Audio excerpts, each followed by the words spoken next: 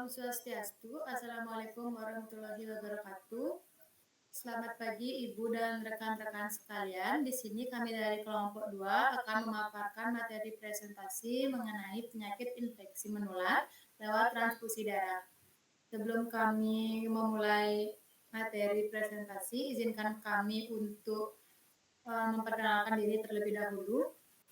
Adapun anggota dari kelompok 2 yaitu yang pertama ada Ida Yudhivyananda Gayatri Pratista dengan akhiran NIM 084. Yang kedua ada Nimadi Marta Anggita Dewi dengan akhiran NIM 092. Kemudian ada Niputu Devina Maharani Putri dengan akhiran NIM 093. Kemudian Nikadek Chandra Pratiwi dengan akhiran NIM 096. Dan dengan saya sendiri, Putri Putri Pramesti dengan akhiran NIM 108. Baik, materi yang pertama akan dijelaskan oleh rekan saya. Izin untuk menjelaskan materi tentang arti dan tujuan dari transfusi darah. Di mana untuk arti dari transfusi darah adalah pemindahan darah lengkap atau komponen darah dari seorang yang sehat atau pendonor kepada pasien yang membutuhkan berdasarkan gejala serta keadaan yang mendesak. Transfusi darah merupakan salah satu bagian pengobatan yang sangat berpengaruh dalam penataalaksanaan penanganan pasien, di mana pemberian transfusi darah wajib berpedoman pada prinsip bahwa manfaat yang diperoleh bagi pasien jauh lebih besar dengan risiko yang minimal atau bahkan tanpa risiko yang akan diterima oleh pasien. Di mana proses transfusi darah harus memenuhi persyaratan yaitu aman bagi penyumbang darah dan bersifat pengobatan bagi pasien. Dan untuk tujuan dari transfusi darah di mana untuk memelihara dan mempertahankan kesadaran pendonor, memelihara keadaan biologis darah atau komponen-komponen agar tetap bermanfaat, memelihara dan mempertahankan volume darah yang normal pada peredaran darah, mengganti kekurangan komponen seluler atau kimia darah, meningkatkan oksigenisasi jaringan, dan memperbaiki fungsi hemostasis, serta tindakan terapi kasus tertentu. Bisa di next? Baik, izin untuk menjelaskan kembali tentang pengertian Transfusion Transmit Infection atau TTI. Di mana penyakit infeksi menular lewat transfusi darah atau TTI adalah kondisi infeksi yang terjadi pada penerimaan transfusi darah atau komponen darah akibat penularan mikroorganisme patogen yang terdapat pada darah pendonor yang terkontaminasi, di mana infeksi ini muncul setelah proses transfusi dilakukan pada penerima yang sebelumnya tidak menunjukkan tanda-tanda infeksi dan tidak memiliki sumber paparan infeksi lain selain transfusi darah. Bisa di next? Baik, untuk materi selanjutnya akan dijelaskan oleh rekan saya. Baik, selanjutnya ada jenis mikroorganisme penyebab infeksi yang dapat ditularkan melalui transfusi darah. Yang pertama, ada virus. Virus merupakan salah satu mikroorganisme yang paling sering menyebabkan penyakit menular melalui transfusi darah. Beberapa virus yang bisa ditularkan melalui darah. Yang pertama, ada HIV. Yang kedua, ada hepatitis B dan hepatitis C. Bisa di next? Yang kedua, ada bakteri. Penularan penyakit akibat bakteri melalui transfusi darah bisa terjadi jika darah yang didonorkan terkontaminasi.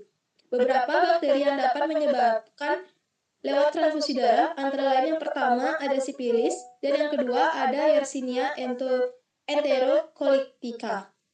Bisa di next?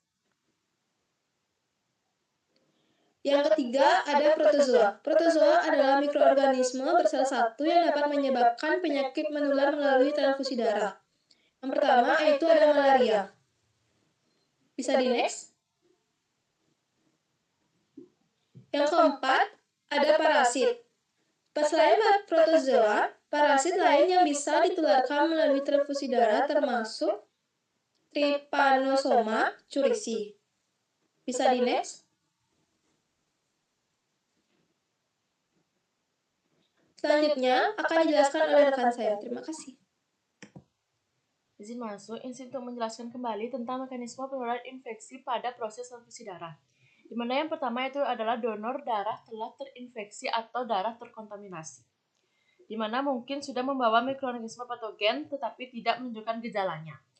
Yang kedua yaitu ada pengambilan dan pemrosesan darah, di mana saat darah diambil dan diproses menjadi komponen, yaitu akan sudah terbawa pada darah dan ikut terbawa.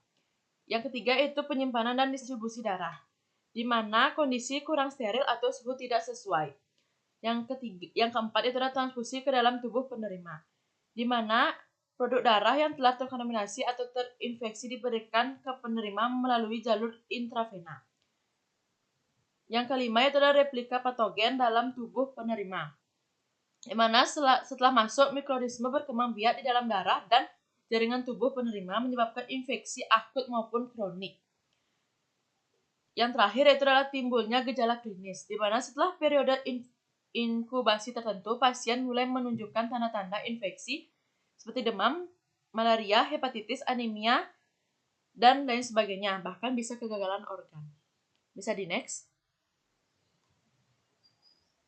Baik, materi selanjutnya akan dijelaskan oleh rekan saya. Terima kasih. Baik, mohon izin masuk. Di sini saya akan menjelaskan faktor yang meningkatkan risiko terjadinya penyakit infeksi menular melalui transfusi darah.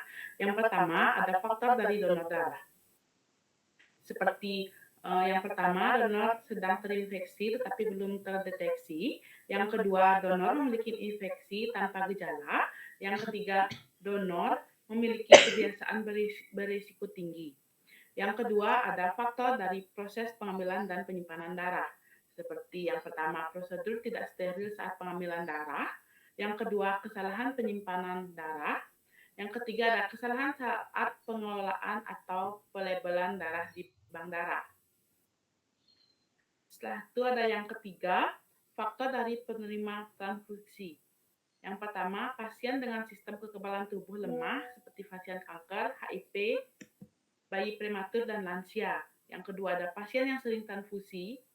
Setelah itu yang keempat, ada faktor dari sistem pelayanan transfusi darah, seperti pemeriksaan darah yang tidak lengkap atau sensitif tes rendah. Next.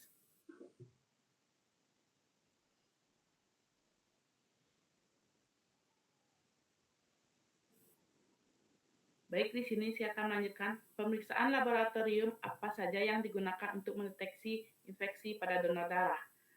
Pemeriksaan serologi antigen atau antibodi seperti HBsAg, anti-HCV, anti-HIV, anti-HTLV, TPPH, PDLL atau RPR, dan anti-CMV. Kedua, ada pemeriksaan nucleic acid testing atau NAT atau PCR, seperti tes yang mendeteksi langsung bakteri, genetik, DNA atau RNA. Yang kedua, lebih sensitif dan dapat mendeteksi infeksi sangat dini, mengurangi window period. Yang ketiga, ada pemeriksaan untuk infeksi parasit atau patogen tertentu, seperti tes malaria, tes untuk transposagusi, tes dengue. Yang keempat, ada pemeriksaan kontaminasi bakteri, seperti terutama untuk trombosit karena disimpan pada suhu ruang sehingga bakteri dapat tumbuh. Menggunakan kultur bakteri atau deteksi cepat bakteri. Next. Baik, materi selanjutnya akan dilanjutkan oleh rekan saya. Baik, di sini saya akan melanjutkan materi mengenai bagaimana standar keamanan dan sistem pengawasan transfusi darah untuk mencegah penularan infeksi. Adapun yang pertama yaitu kerangka kebijakan dan regulasi nasional atau internasional. Yang kedua itu dengan seleksi dan screening donor. Yang ketiga dengan pemrosesan, penyimpanan, dan distribusi darah. Yang keempat, hemovigilance dan monitoring. Yang kelima, penggunaan darah dengan bijak, seperti patient blood management. Kemudian yang terakhir dengan cara pendidikan dan pelatihan staf. Saya akan melanjutkan materi mengenai dampak yang ditimbulkan apabila terjadi penularan infeksi melalui transfusi darah. Yang pertama ada dampak klinis dan kesehatan, yang dimana salah satu contohnya infeksi akut atau kronis pada penerima transfusi, misalnya infeksi hepatitis C, hepatitis B, HIV/AIDS, dan parasit atau infeksi bakteri yang ditransfusikan. Yang kedua ada dampak terhadap sistem pelayanan kesehatan, yang dimana salah satu contohnya biaya perawatan dan pengobatan meningkat, seperti pasien tertular memerlukan monitoring jangka panjang, terapi tambahan, dan mungkin rawat inap lebih lama. Kemudian ada dampak sosial dan ekonomi, yang dimana salah satu contohnya yaitu pengaruh terhadap kualitas hidup penerima, yang dimana infeksi kronis atau komplikasi berat dapat menyebabkan kehilangan pekerjaan, produktivitas menurun, stres psikologis, dan stigma sosial. Baik, materi selanjutnya akan dilanjutkan oleh rekan saya. Baik, di sini akan melanjutkan presentasi yaitu upaya pencegahan dan pengendalian apa yang dapat dilakukan untuk meminimalkan terjadinya TTI. Yang pertama, 1. Seleksi dan screening donor yang ketat. 2. Pemrosesan dan penyimpanan darah yang aman. 3. Pelacakan, hemovigilance dan pelaporan kejadian. 4. Penggunaan darah secara tepat. 5. Kebijakan dan standar nasional atau internasional. Next. Adapun kesimpulan dari presentasi kami dari hari ini yaitu transfusi darah merupakan prosedur media penting yang bertujuan menyelamatkan nyawa dengan mengganti atau menambah komponen darah pada pasien. Namun, tindakan ini memiliki resiko terjadinya transfusion transmit infection atau TTI, yaitu infeksi yang ditularkan melalui darah donor yang mengandung mikroorganisme patogen seperti virus HIV, HBV, dan HCV, bakteri, protozoa, maupun parasit. Penularan dapat terjadi bila donor berada pada window period. Proses pengambilan atau penyimpanan darah tidak steril atau penerima memiliki kondisi imun yang lemah. Oleh karena itu, sistem keamanan transfusi harus dilakukan secara menyeluruh, mulai dari seleksi ketat donor, screening laboratorium, serologi dan NAT, penyimpanan darah yang benar, hingga pelaksanaan hemovigilance. Dampak TTI sangat serius, baik terhadap kesehatan penerima maupun sistem pelayanan kesehatan.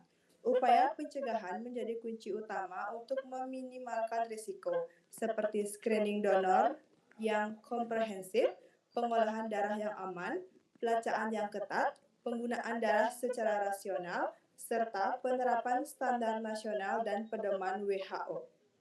Sekian presentasi dari kelompok kami, saya kembalikan ke moderator. Baik, terima kasih rekan-rekan sekalian. Sekian presentasi dari kelompok 2. Apabila ada salah kata, kurang lebihnya dimaafkan. Saya tutup dengan Parama Santi. Om Santi Santi Santi Om.